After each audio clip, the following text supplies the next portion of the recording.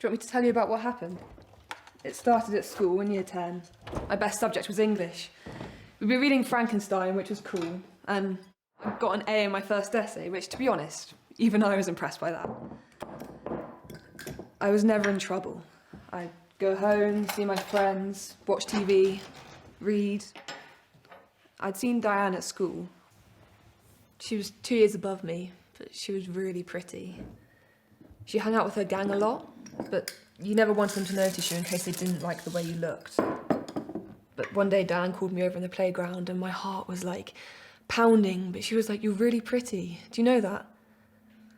And I nearly fell over because I'm just really ordinary. I started to hang out with them a lot after that. She'd like laugh at the things I say and hug me and call me her little sister. And she bought me presents, shoes, earrings. Then one day Diane said she was in real trouble. Would I help her out? And that's how it all started.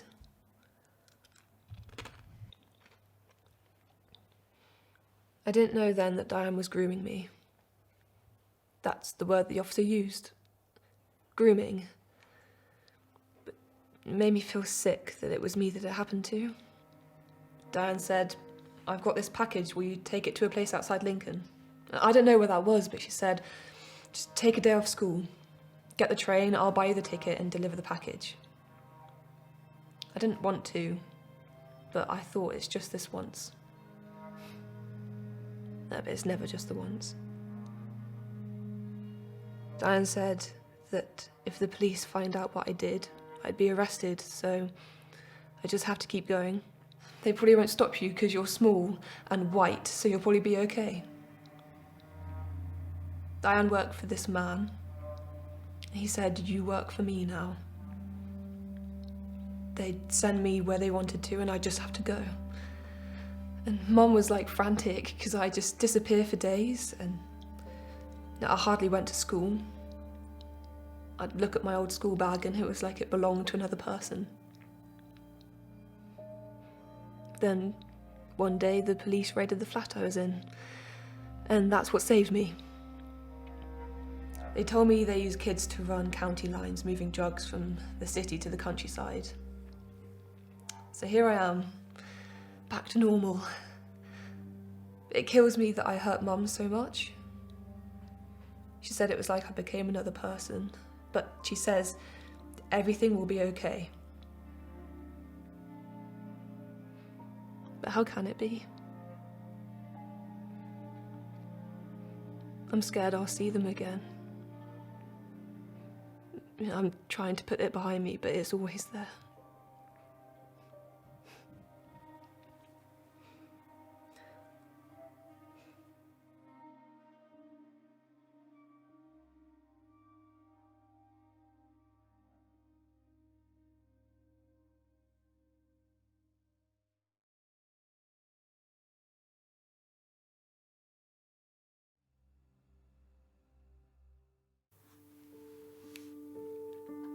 My real name is Rayowa, which means life. But the name I was given later was Amina, meaning to feel safe. But I never did when I was her. I was born in Nigeria. My family was poor. I used to love cooking with my sisters. But my parents couldn't provide enough for us. One day when I was 9, my mom and dad asked me, "Do you want to go to Europe?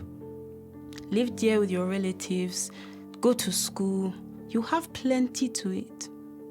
I was so excited. When I got off the plane in London, a woman met me. She had her children with her. She didn't smile. She didn't look like my family. I became afraid. We got to her house. She said I had come here with the passport of a girl named Amina, and that is who I was now. She told me I mustn't tell anyone how I came here, or how I work in the house, or I'd never see my family again. It was now my life to clean, look after the children, do the laundry, the shopping, the washing, while she sat all day and drank coffee. If I ever did anything wrong, she'd hit me. She didn't feed me enough food.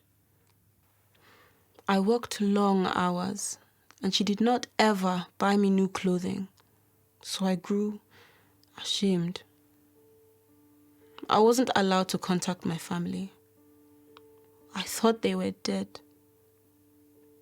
Lots of people in our flat knew I was not their child, that I was being treated badly, but no one did anything. I begged to be allowed to go to school. I wanted to learn. She said no.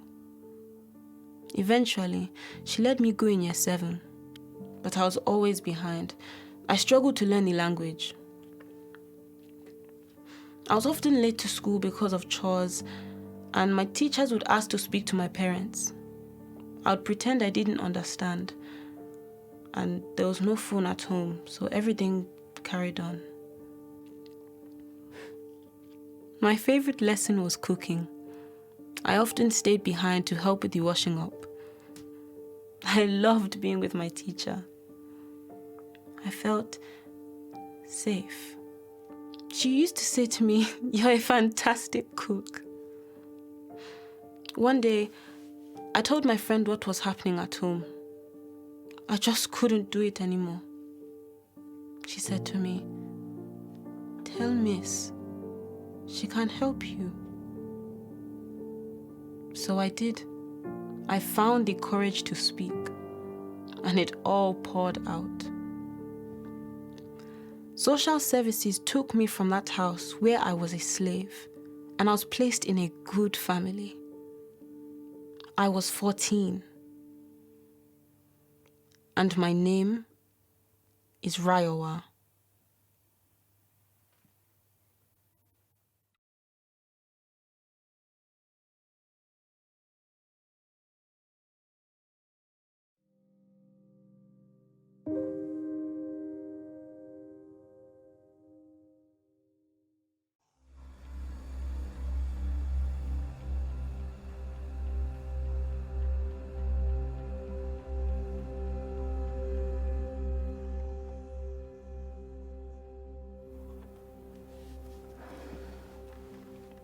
At first, I couldn't pick up a pencil.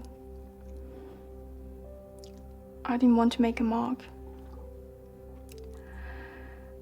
I liked the whiteness of the paper.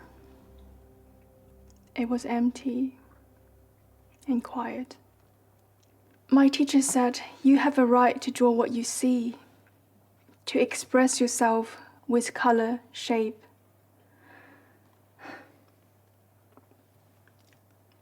But I didn't believe there was a me to express.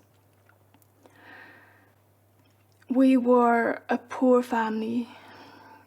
My father sold me to a criminal gang when I was 14 to pay his debts. I was put to work in a brothel. After 2 years, I stopped eating because I didn't want to leave. They told me, "Okay, you can go to the UK to be a housekeeper. It is a good job. You know people there." I was brought hidden in a truck to Europe. When we arrived in the UK, they gave me new clothes. I had my nails done. Then I knew I wouldn't be a housekeeper. It was a lie. I was being sent to work in another brothel. They told me I was illegal, so I mustn't try to escape.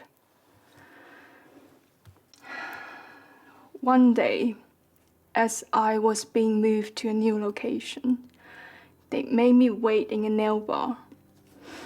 Some people came in and they looked like police, but I picked out and I saw them and they saw me. They understood that something was wrong.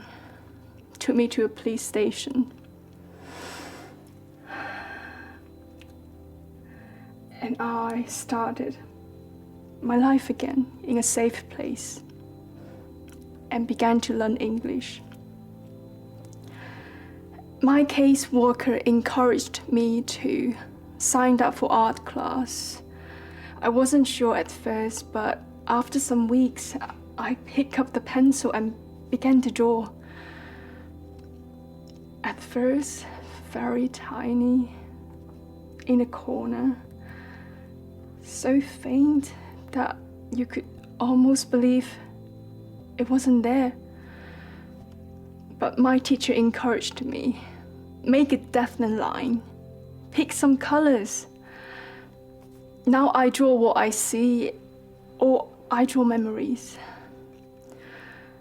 I found I have a voice. I found myself.